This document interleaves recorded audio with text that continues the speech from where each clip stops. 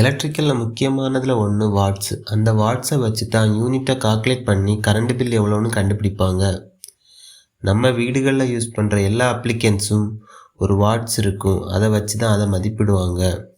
ஒரு பல்பு எடுத்துக்கிட்டாலும் 9 watts bulb இல்லைன்னா 12 வாட்ஸ்னு அந்த வாட்ஸை வச்சு தான் அதை மதிப்பிடுறோம். இந்த வாட்ஸை வச்சு எப்படி கரண்ட் பில் கால்குலேட் பண்ணுவாங்கன்னா, ஒரு யூனிட்னா நம்ம மீட்டரில் ஓடக்கூடிய ஒரு யூனிட்னா 1 கிலோவாட் ஹவர். ஒரு யூனிட்னா 1 கிலோவாட் ஹவர். 1 கிலோவாட்னா 1000 வாட்ஸ் இன்டு 1 ஹவர். 1000 வாட்ஸ் உள்ள ஒரு அப்ளிகன்ஸ் 1 ஹவர் கண்டினியூஸாக ரன் ஆச்சுன்னா அது 1 யூனிட் கரண்டை எடுத்துக்கும்.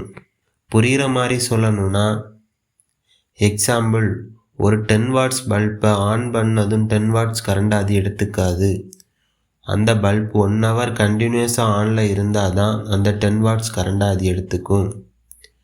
அப்படின்னா 10 வாட்ஸ் பல்ப் 1 யூனிட் கரண்டை எடுத்துக்கணும்னா 1000 டிவைடட் பை 10 = 100 ஹவர். 100 ஹவர்னா 4 days 4 ஹவர். ஒரு 10 வாட்ஸ் பல்பு கண்டினியூஸாக 4 days 4 ஹவர் ஆன்லேயே இருந்தால் தான் 1 யூனிட் கரண்டை எடுத்துக்கும். இந்த மாதிரி தான் நம்ம எந்த அப்ளிகன்ஸ் எல்லாம் யூஸ் பண்ணுறோமோ அதோட வாட்ஸை வச்சு கரண்ட் பில்லை கால்குலேட் பண்ணுவாங்க. Thank you friends.